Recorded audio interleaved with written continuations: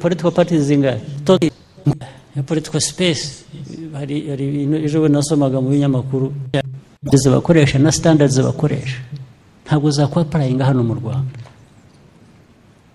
usibye gushinyagura kandi nabwo washatse kubikoresha ahubwo twarengeje igipimo. Yes. Space n'aba genocideri babona bakisangamo. What space is bigger than that? This political space that accommodates murderers, genociders.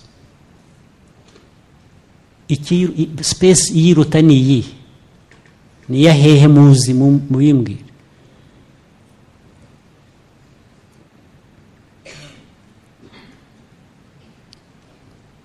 Bararangiza rero ngo bahaje ngo tugiye gupima ngo benemeje ya political space hari ejo nasomaga mu binyamakuru hari red party, blue party, green party. Jewe nkabaza ngo ariko harimo iki, what is it? Actually ejo nabwiye aba minister nabwo ariko maze iminsi nsoma ngo mwabujije abantu kwiyandikisha gukora politiki. Murababuriza iki? Mwababwiye ntisi niba hari ukubabuza muriho muraha abantu agaciro batari banafite. Why don't you let these fellows run around as they want? Ariko niba gerageza kugira uwo bahutaza ntabwo bazamenya icyo bakubise.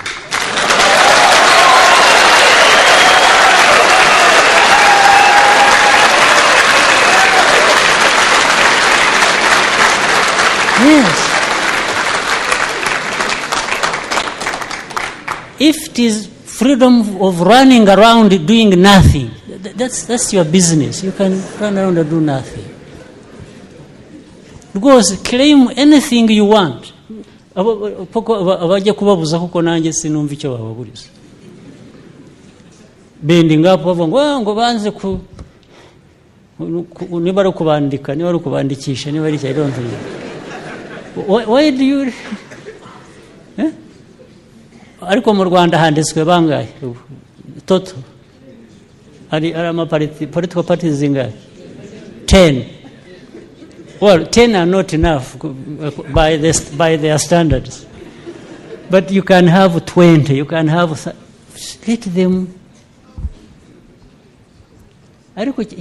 What 10, 20. My question is, ni iki dukorera u Rwanda? Ni iki dukorera aya mateka yacu mabi atagira uko umuntu yayasobanura? Ariko niba ushaka kugira ngo haruza ushaka kongera guhutaza,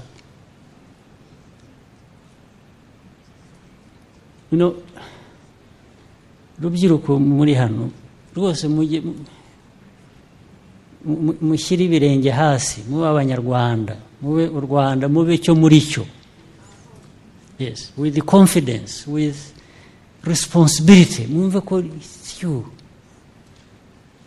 ariko anybody wakongera kuzanamo ibintu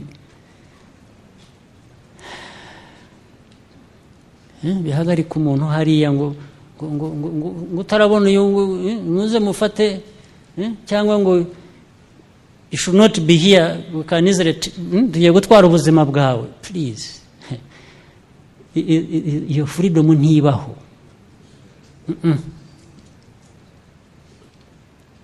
Yes, mwari mukwiye kandi ibyo bahoze bavuga the anger ibyo bahoze babwira ngo cyarakaza cyarenze icyo niki. Hariho ahantu hakwiriye kuba gucibwa umurongo. Hari ahantu umurongo ntarengwa uvuga ngo aha handi hose du ibyo ushaka ibyo rebe byose, ariko hari umurongo utarengwa. Hari umurongo ntarengwa.